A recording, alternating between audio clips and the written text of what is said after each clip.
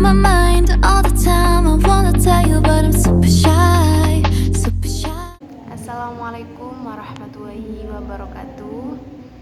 Di sini saya Syafna Salsabila dari Prodi Ekonomi Syariah Universitas Yudharta Pasuruan akan menyampaikan materi yang berjudul Pasar Modal Syariah di Indonesia.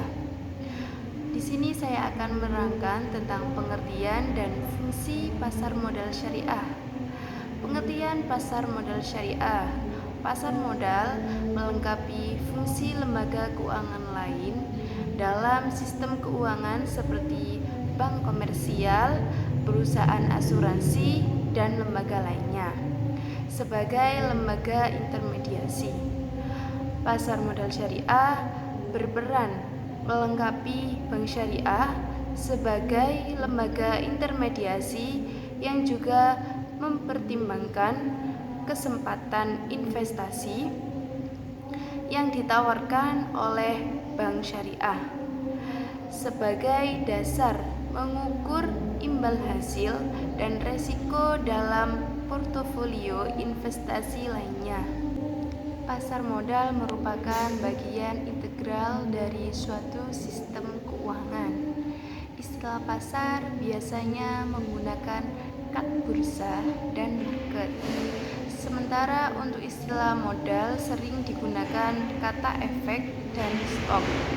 Secara umum, pasar modal dalam arti sempit dipahami suatu tempat yang terorganisasi di mana efek-efek diperdagangkan yang disebut dengan bursa efek. Apa sih bursa efek itu?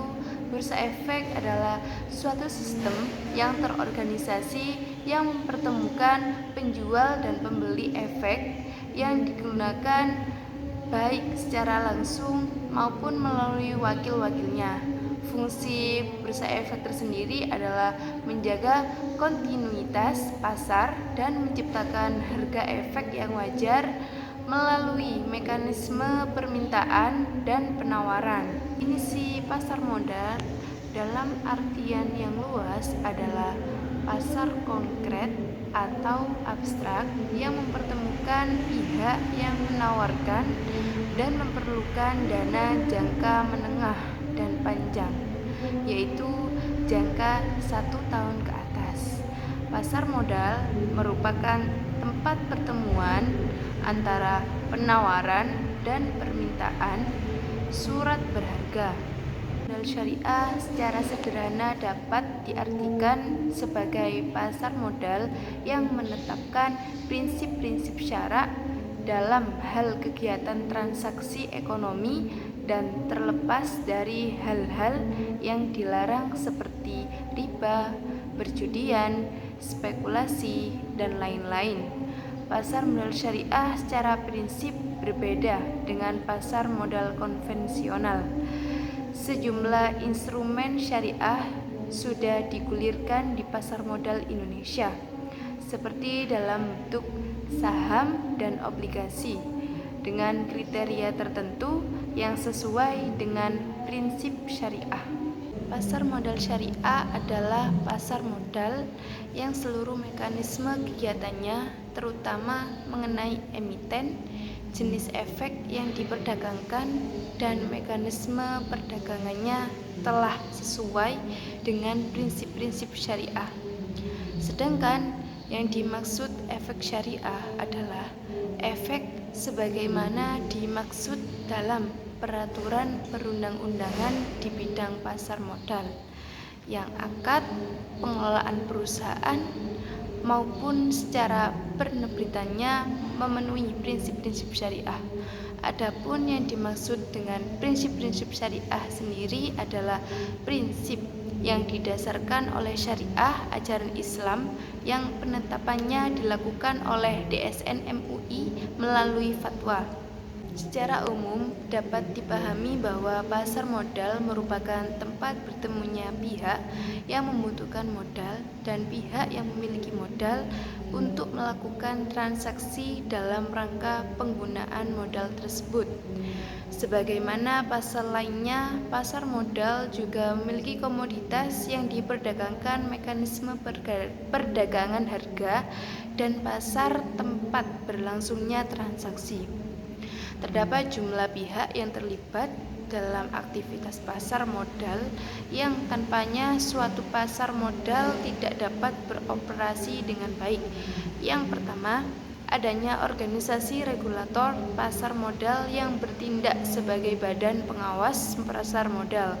Yang kedua, adanya tempat yang memfasilitasi terjadinya transaksi di pasar modal yang disebut dengan bursa efek. Yang ketiga, adanya perusahaan efek. Yang keempat, adanya para pelaku pasar yaitu para investor dan emiten.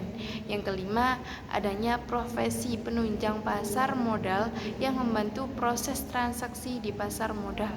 Dan pembiayaan dan investasi keuangan menurut syariah pada prinsipnya adalah kegiatan yang dilakukan oleh pemilik harta atau investor terhadap pemilik usaha atau emiten untuk memberdayakan pemilik usaha dalam melakukan kegiatan usahanya yang pemilik harta atau investor berharap untuk memperoleh manfaat tertentu. Secara umum, prinsip tersebut yakni yang pertama, pembiayaan dan investasi hanya dapat dilakukan pada aset atau kegiatan usaha yang halal yang kegiatan usaha tersebut adalah spesifik dan bermanfaat sehingga dapat melakukan bagi hasil. Yang kedua, uang. Yakni uang bisa menjadi alat bantu pertukaran nilai dan pemilik harta akan menerima bagi hasil dari manfaat yang timbul dari kegiatan usaha. Maka dari itu, pembiayaan dan investasi menggunakan mata uang yang sama serta pembukuan kegiatan usaha. Yang ketiga, akad.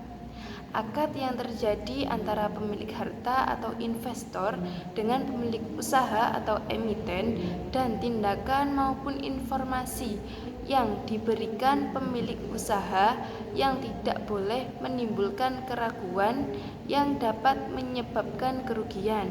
Yang keempat, pemilik harta atau investor dan pemilik usaha atau emiten tidak boleh mengambil resiko yang melebihi kemampuan karena dapat menyebabkan kerugian.